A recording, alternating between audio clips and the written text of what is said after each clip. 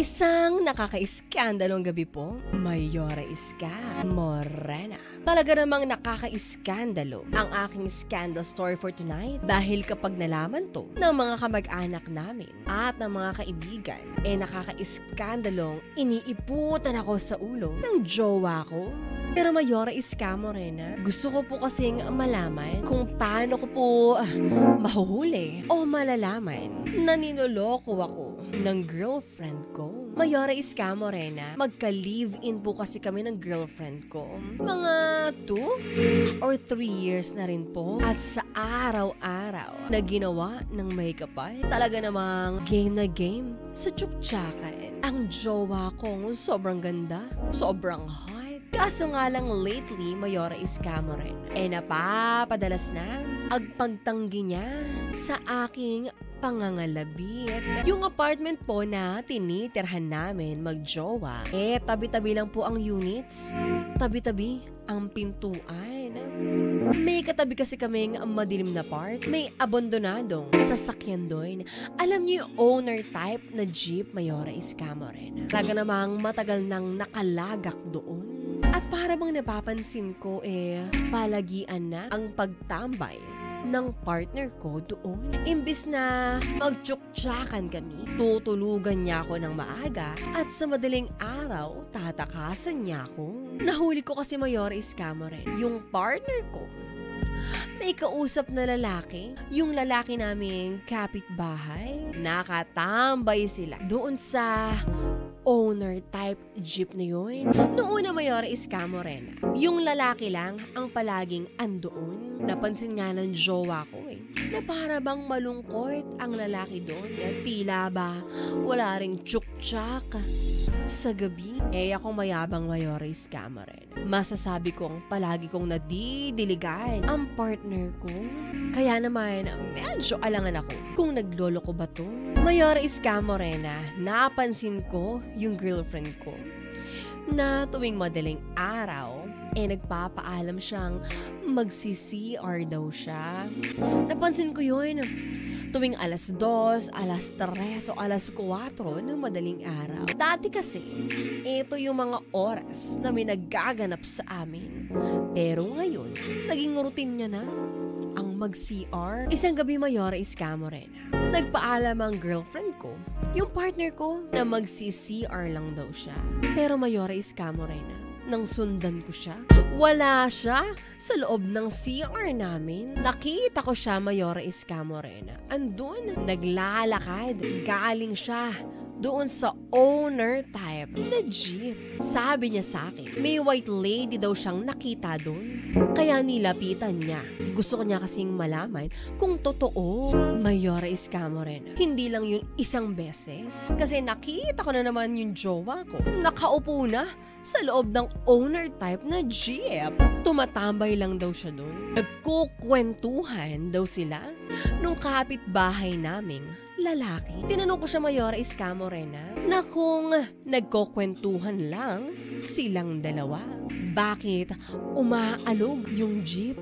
Bakit may kakaibang huni, kakaibang tunog na nagmumula doon sa owner type na jeep? Sabi niya sa akin, umaalog daw yung jeep kasi ang lakas ng tawanan at hampasan nilang dalawa. Nagchichismisan daw kasi sila tungkol sa mga kapitbahay namin. At marami daw siyang nalaman na kwento. Nagtataka lang ako, Mayora Iska Morena, kung bakit kapag magpupunta siya doon sa owner type ng jeep, palagi lang po siyang nakadaster, bagong hugas ang kabibe, at walang underwear. Mayora Iska Morena, ayokong mag-isip ng masama. Kasi Mayora Iska Morena, yung asawa ng kapitbahay naming lalaki naka-wheelchair na. Ang sama kong iisipin, di ba? Pero napapadalas na kasi sila sa owner type na jeep. Alam kong hindi ko dapat pagdudahan yung partner ko. Pero Mayora Iska Morena, one time, nakinalabit ko yung partner ko nung may nangyari sa aming dalawa. Kakaiba ang amoy ng kabibi niya. Amoy jeepney driver. No offense sa mga papa drivers natin dyan, pero ganun na nga.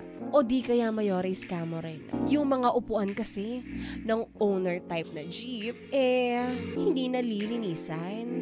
Baka puro amag na. Mayores camo rin. Please, alisin mo ang dumi sa aking utak. Ano po ba ang dapat kong gawin para malaman ko kung naglolo ko yung partner ko? Sana matulungan niyo ako, Mayora. Hanggang sa muli, ako po ito, si Duke, at ito ang aking scandal story. Ka-winner! Yan ang scandal story ni Duke! Si Duke na madalas daw niyang mahuli ang kanyang jowa na nakatambay sa owner type na jeep na aalog-alog, kakalog-kalog at humuhuni ng kakaiba. Mga ka-winner, paano daw malalaman at mahuhuli ni Duke ang kanyang jowa na ito ay nagluloko? At ano dapat niyang gawin para matigil daw ang panloloko ng kaniyang live-in partner? Isang magandang gabi sa mga winner po natin dyan. Ibida po muna natin si John Eric Katubig at sila Jercia Casey, Monica Legacy, Charito Castardo, Raquel Herrera, Ivan Simbulan at Ravago family. Mga tiga-tapsihan sa Tres Almario Narvasa. Halo. Si Mabel Sir Beto, Jocelyn Abayan at ang Katubig family. Hello! Sana all daw umaalog ang jeep. Ang jeep ay umaalog. Kumakabog. Nakamakaman, alam nyo na kung bakit umaalog-alog ang jeep. Meron itong wiggle. May kalampag. Kailangan nyo na po dalihin yan sa pinakamalapit na talyer. Kidding aside. Alam mo, Duke, masyado ka lang in denial. Pero alam mo na ang kasagutan dyan. Na yung live-in partner mo at yung kapitbahay niyong lalaki, talaga namang may ginagawang milagro sa owner type na jeep na yon. Kinakabahay na ako. Alam mo, kinakabahay na ako, Duke. Kasi nung unang panahon, binenta namin owner type jeep namin. Baka yun. Ano plate number niyan? Pakisend nga sa akin, Duke, ano plate number ng jeep ni type owner na yan. Baka sa amin yan. Anyway, sabi rito sa ating text line, Mayora Iscamo rin, feeling ko po, Duke, talaga namang hinahasalan ng partner mo yung cambio sa owner type jeep. Kaya naiiwan ang amoy ng cambio niya. Pabida naman at pagkisabayhag ang mga guard sa may Riverview Subdivision. Sina SG Sumido, SG Montes, SG Gallo at si Michael ng GMA Cavite.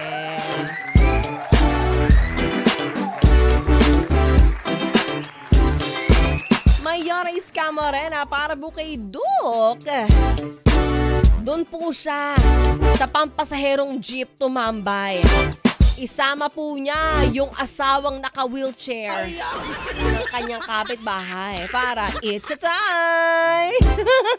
Sabi naman dito rin sa natin kawin, naka-duster, bagong hugas, walang panty. Alam mo na, ready to eat. Uy, grabe ka na maka-judge. Baka naman kasi presko lang. Alam mo, sabi nila sign of aging daw ka-winner, yung kapag gabi, hindi ka na naka-underwear. Totoo ba yun? Feeling ko totoo kasi gano'n din ako minsan.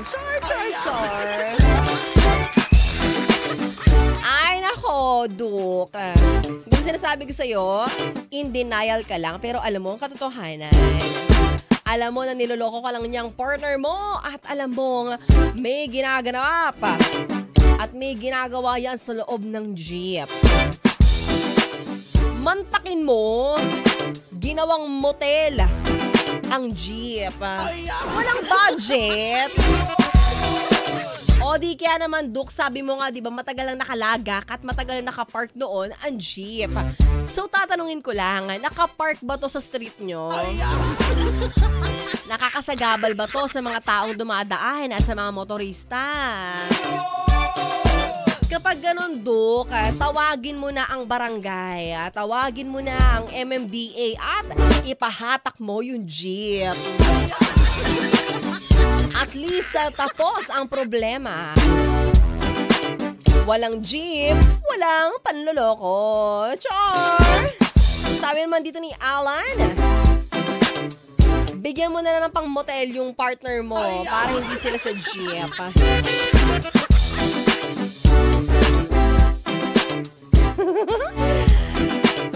Sabi naman ni John Eric Katubiga, sinasabi ko lang or masasabi ko lang sa'yo, ang partner mo ay maharota. Lagyan mo ng sili ang kabibi niyan or ayain mo siyang maghotel. Ang sa'kin naman, Duk, lagyan mo ng sili yung kambyo. Wala lang, para mahapde.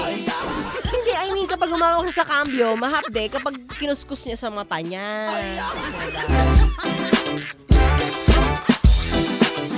Sabi rito ng kamera natin, Mayora Iskama rin na malamang sa malamang. Itaga namang pinagloloko na po siya ng babae niya. Dok, alam mo nang gagawin mo, bili ka ng owner type na jeep para dyan na rin tumambay yung partner mo, kayong dalawa. O di kaya naman, Dok, ganito. Unahan mo yung partner mo. Ikaw tumambay doon.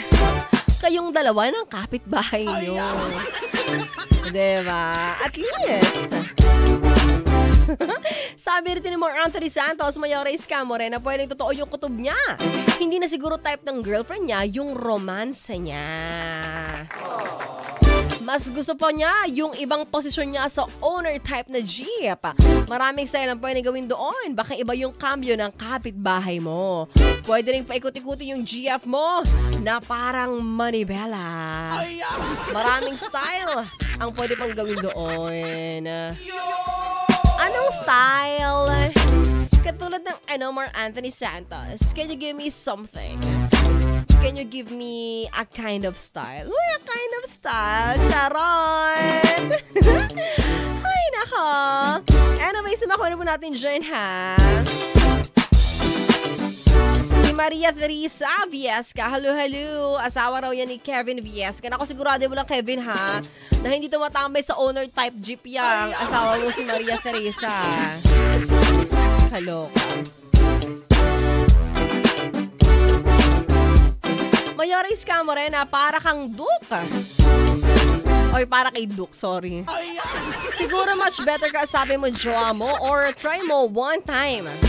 Sundan mo, i-confront mo yung jowa mo. It's better to see to believe kesa sa tamang hinala ka lang dyan. Naalog, tas nakadasar, walang suot na panty jowa mo. So ano yun? Kwentuhan as a friend lang? Duk, malamang mekaniko ang girlfriend mo, kinakalikot niya ang owner. Malay nyo, chine-change yung oil lang. Diba? Napakadali lang i-change oil ng owner eh. Sabi nito yung Alan, no? Upo sa manibela, style Chobibo.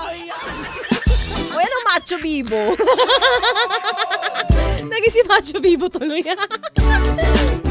Sabi nito ni Mark Anthony, primera, segunda muna sa may harurot style. Ang problema nga lang, ka-winner, sa mga jeep, sa mga owner type na jeep, yung preno niya, binobomba. So, alam mo na, Duke, binobomba ang jowa mo. Pari ng sex bomb. Sumayaw, sumunod sa sex bomb. Ibama mo, ibama mo. Naging sex bomb eh, no? Binomba-bomba chaos. Ikaw, ka-winner, kapag nalaman mo na yung jowa mo, taga naman, nakikipagkwentuhan sa kapitbahay, na walang suot na pante. Kaloka. Hello, Maria Escalera. Anyways, thank you so much, Duke, for sending in your scandal story.